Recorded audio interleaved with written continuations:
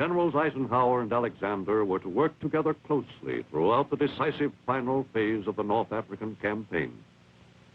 I quickly formed a great respect and admiration for his soldierly qualities, an esteem that continued to grow throughout the remainder of the war. For 6 weeks, the Allied advance had been stalled in the heavy mud. Reinforcements were brought up, and our battle line organized in preparation for the planned assault designed to bottle the Nazis up in Tunisia. The enemy, too, was preparing for the showdown battle. Some of the forces under the command of Field Marshal Erwin Rommel, the Desert Fox, were reassigned to the north to bolster the positions of Von Arnhem there. Meantime, Rommel was fighting a strong delaying action against the British Eighth Army. Forcing Rommel's Africa Corps to retreat steadily were General Sir Bernard Montgomery's forces. Montgomery's outstanding characteristic was his tactical ability in the prepared battle. He is careful, meticulous, and certain. On the other side, the Nazis were being pressed back by the Allied forces which had made the landings in French North Africa 3 months earlier. In the winter of 1943, Generals Alexander and Anderson completed discussions of the details for the beginning of our new all-out drive toward Tunis in a final thrust to wipe the enemy off the African continent. In early February, we received information that the enemy was preparing a counterattack against our lines through the pass at Fondu, expected to be more ambitious than any he had yet attempted. The Allied intelligence about a heavy enemy attack was accurate. The Nazi forces massed their mechanized equipment, which led the advance, supported by infantry units. The last frantic German drive to keep all of North Africa from falling to the Allies was on.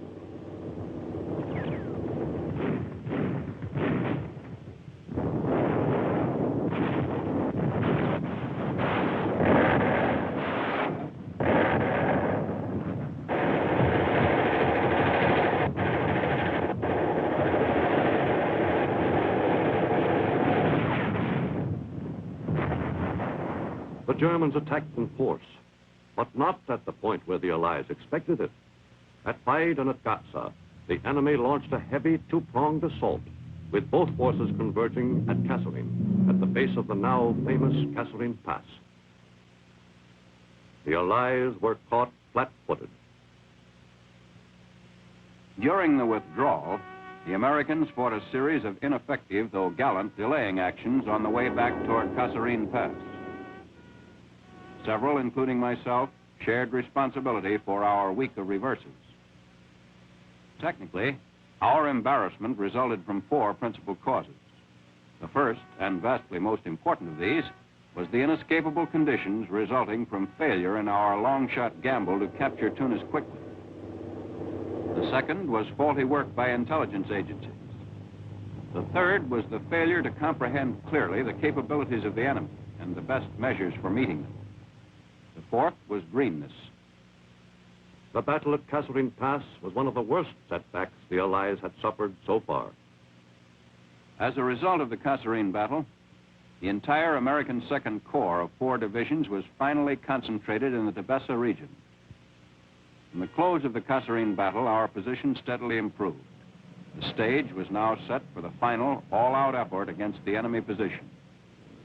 Moreover, as a result of splendid action in Washington, an extra shipment of 5,400 trucks had been brought into the theater. This shipment immeasurably improved our transport and supply situation and had a profound effect in all later operations. Another particularly pleasing development was the steadily growing strength and efficiency of our air forces and the construction of suitable operating fields and bases. As the final drive started, Allied superiority in the air was growing steadily. The enemy was driven to cover. The big push was on.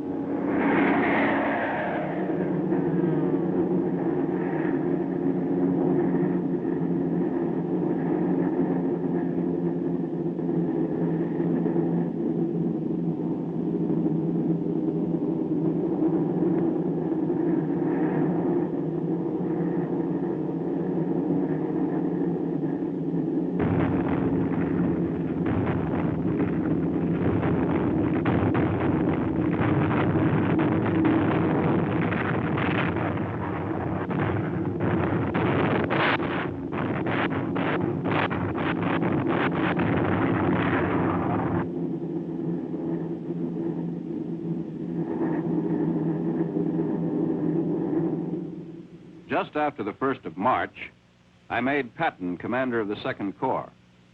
For such a job, he had no superior in the Army. His buoyant leadership and strict insistence on discipline rapidly rejuvenated the 2nd Corps and brought it up to fighting pitch.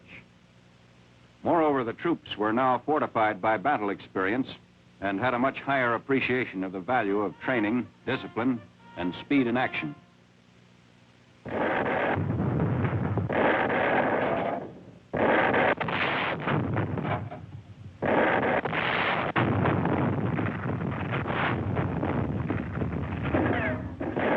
The first move was to launch assaults calculated to drive the enemy back to the edge of the Tunisian plain. These began on April 23rd, and all along the line, satisfactory advances were made. The enemy's positions were exceedingly strong naturally and fiercely defended, and were essential to us in our final drive for victory.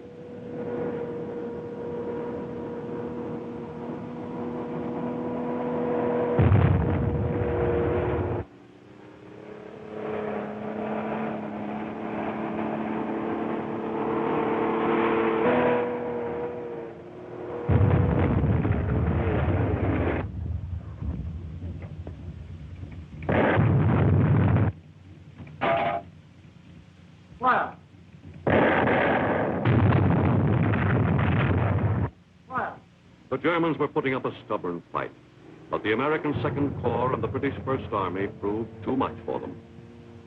The battle for Tunis was entering its final phase. The enemy was thoroughly beaten, but continued to try to stop our rapid advance toward Tunis and complete victory, now virtually within our grasp.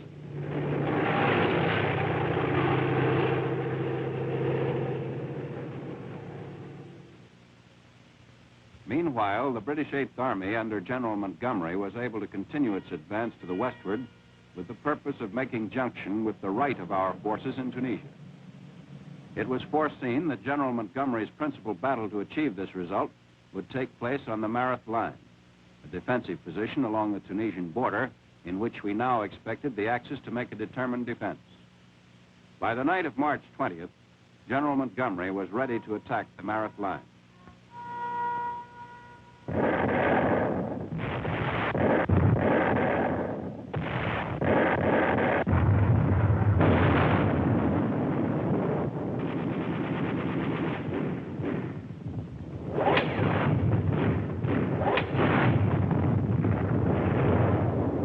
The British Tommies had the Nazis' Desert Fox almost at bay. Montgomery's men were eager for the kill. For 5 months, the army of the crafty Rommel had been under attack by the British 8th Army, which had zigzagged across North Africa. Now, after El Alamein, Tobruk, Benghazi, and Tripoli, the enemy was finally ground down by the wiry 8th Army Tommies. Fire!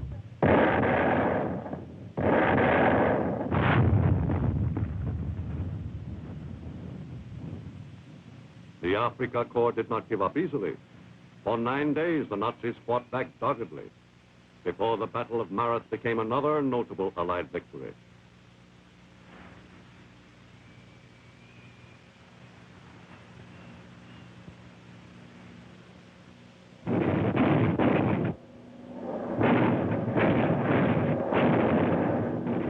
The fighting was severe, but by a brilliant and rapid switch of forces in the midst of the battle, Montgomery succeeded in outflanking and surprising the enemy and drove him precipitately to the northward. On through Tunisia, the Allies rolled toward final triumph in Africa. It had been a tough, bloody campaign, and the taste of victory was sweet to the men who had fought for so long to achieve it. After 5 months of the most bitter fighting, early in April, the Americans of the 2nd Corps met the Tommies of Montgomery's 8th Army. Once separated by 1,200 miles, the American 2nd Corps and the British 8th Army now faced the Nazis as a single, overpowering fighting force. At last, all our troops were connected up in one single battle line.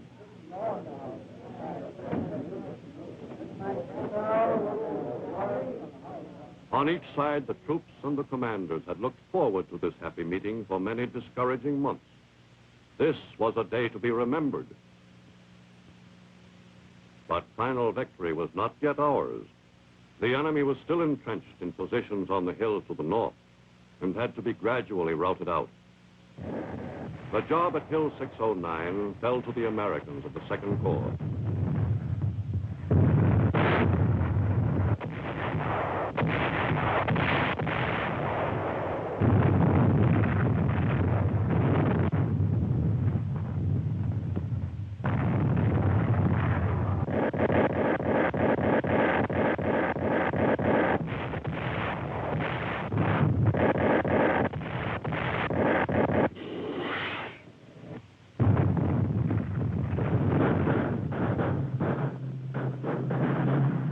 Hill 609 was captured by the 34th Division to the intense satisfaction, particularly of the American High Command.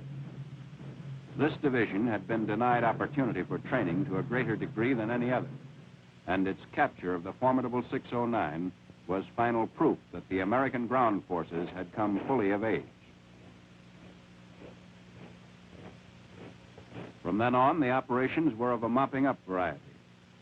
Tunisian victory was hailed with delight throughout the Allied nation. It clearly signified to friend and foe alike that the Allies were at last upon the march. The important Allied lesson of Tunisia on the technical side was the value of training. Thorough technical, psychological, and physical training is one protection and one weapon that every nation can give to its soldiers before committing them to battle. Until world order is an accomplished fact, and universal disarmament a logical result, it will always be a crime to excuse men from the types and kinds of training that will give them a decent chance for survival in battle. The liberation of the Tunisian towns followed the same pattern that was to be repeated over and over in the campaigns on the European continent. Patrols were still seeking out enemy soldiers among the ruins.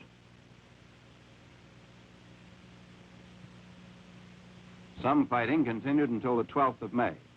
But by the following day, except for a few stragglers, the only living Germans left in Tunisia were safely in our hands. The number of prisoners during the last week of the campaign alone reached 240,000, of which approximately 125,000 were German. Included in these captures was all that was left of the Africa Corps and a number of other cracked German and Italian units. The German soldier in defeat presented quite a different appearance than the German soldier in victory. In World War II, the Nazi High Command early instilled an arrogance that was usually missing after their capture. Misled by the Führer's assurances that the Wehrmacht was invincible, many of the captured Nazi soldiers seemed sadly disillusioned. Their dream of world conquest that had grown to enormous proportions since September 1939 was suddenly over. Stripped of the mantle of conqueror, the Nazi soldier was ill-prepared psychologically for the role of the vanquished.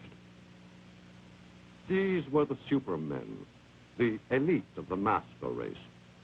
Their path of victory, begun so triumphantly in Berlin nearly 4 years earlier, had come to a sorry end in Tunis. Beaten and bedraggled, they wore the face of every people who have tried to conquer the world and impose their will on others. The Nazi world conquerors ended up like all the rest. Caught in the giant Allied squeeze, the Nazis were wiped right off the African continent. The victory was officially ours on May 13, 1943, and the once feared Africa Corps no longer existed. Adolf Hitler once had a great army which was called the Africa Corps. It was commanded by General Erwin Rommel, who came to be known as the Desert Fox. Today, the brood of the fox has been utterly destroyed. Every member of that army, as well as every member of von Arman's army that Hitler sent into Africa to support Rommel, is either dead or has been captured. This great victory stands as a monument to the perfection of cooperation among the fighting services of the Allied nations in this field.